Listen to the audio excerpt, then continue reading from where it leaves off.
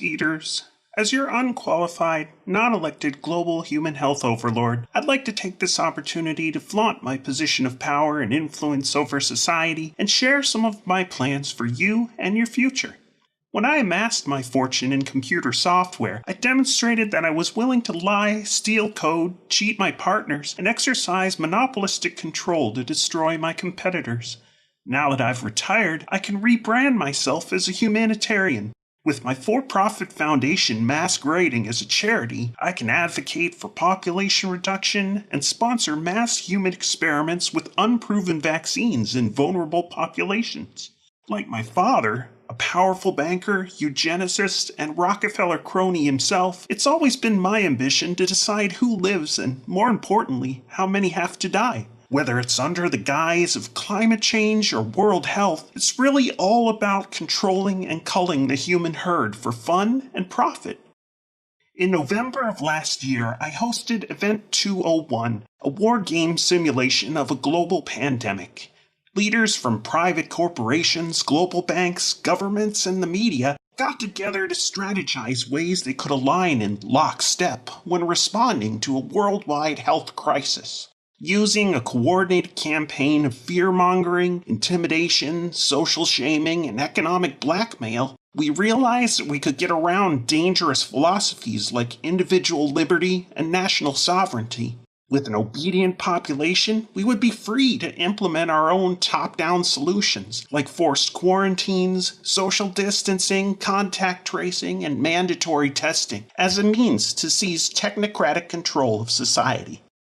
Now imagine my excitement when we had the opportunity to declare our own global pandemic. It was my chance to look like the Nostradamus of public health and to position myself and business partners like Dr. Fauci as the de facto authorities on response and solutions. Through exaggerated doomsday scenarios and computer simulations, our petty control freaks instituted harsh rules and draconian lockdowns. Even after our dire predictions proved false, scared and well-meaning people continued to submit to the arbitrary and foolish demands of their so-called leaders. Having achieved global lockdown and medical martial law, we will continue to hold hostage your ability to congregate, work, travel, or do just about anything until we're prepared to roll out our bigger plan. I'd like to call this Pandemic 1, because believe me, we have others in the works. Our final solution is to have you begging for us to vaccinate, tag, and digitally track each one of you like livestock. Not only will my foundation enjoy legal immunity and trillions in profits, but these mandatory experimental vaccines will move us so much further down the road to absolute centralized global control. If only my good friend Jeffrey Epstein had been here to celebrate with me aboard the Lolita Express. So remember, global citizens, this will end when I say it ends. Could be a year, maybe 2 years, maybe never. I guarantee that if we have our way, it will be at least until you're not able to do anything to stop it. Just surrender your personal freedom and common sense to our fear merchants in government and the media, because none of this works unless you all go along with it. Now, if you'll excuse me, I'm off to do some augmented reality spirit cooking with Marina Abramovich. Hey, so I hope you found that as entertaining as I did. So here's a picture you probably have seen many times of Bill and Melinda Gates, and someone did it like a face swap type of thing, and it's so hilarious and on point. We do see it. Look at that.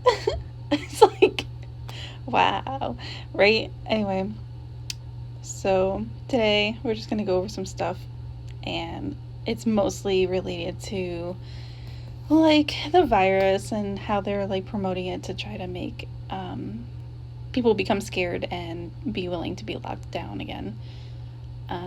Still kind of a little bit surprised that they're going with this tactic right now instead of ramping up some other stuff, but I guess time will tell what's going to be happening with that. I already showed you in one of the last videos that I posted about how on July 4th the motorcyclists are going to be going for Trump to whatever it's called now, Chop, whatever, to like take it over for the government again and take down the barriers or whatever, and how I think that's going to be like a false flag for taking our guns and everything. So I don't know if this whole like virus thing is just to stall until then, or what they're necessarily doing, because for all intents and purposes, it looked like they weren't going to be ramping this up again until like September. So I guess we'll find out. As it is, a lot of the schools are still talking about like opening like normal in the fall. So I guess we'll find out. So anyway, so here's something I found interesting. They're still trying to push this whole like protesters aren't spreading the virus because they're wearing masks. So it doesn't matter that they're like literally on top of each other and that masks do virtually nothing, but because they wear masks, that must mean that they're safe. So I don't know if you guys have seen this before, but contact tracers are literally not even allowed to ask if you went to a protest. So like the wording they use in this article is really interesting, but how are you really going to know if protesters are spreading it, which of course it's stupid anyway, but how could you say whether or not the people are spreading it at the protest if you're not even asking?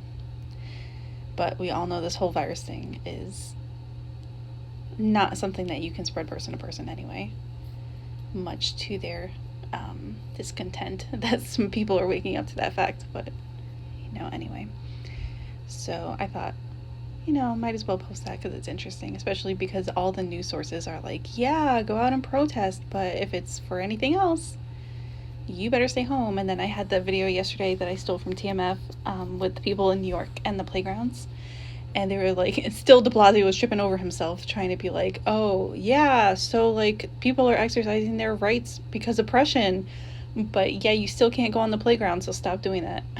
And it was really funny.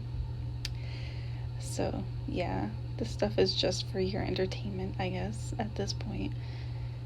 I just think they're trying to fill the time because something big's gonna have to happen on the 21st, which is next week. And then of course we already know what's coming on the 4th, and whether or not that ends up being a big thing or not, I guess we'll find out when it comes. But anyway, this was funny, so I actually played the video for you so you would see what happened, so check it.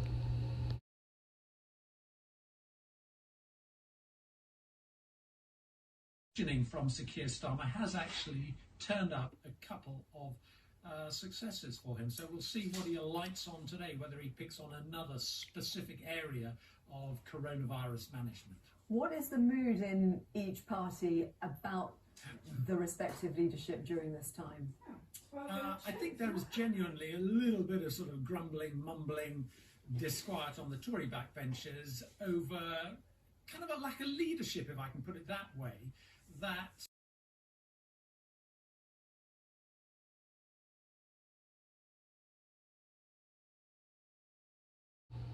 So wasn't that kind of funny? Notice that they don't adhere to their own rules about being 6 feet apart, and also he's allowed to be human and make little human mistakes, like getting excited to see someone he hasn't seen in a long time and touch them and be less than 6 feet away from them. So they don't adhere to their own rules. Also, what I thought was funny, but I didn't mention it in the other video with the Amazon tracers, like when they were tracking how far away their employees were from each other, they also weren't 6 feet apart. I know what 6 feet apart looks like, and that wasn't it. So anyway, whatever. See you next time, fam.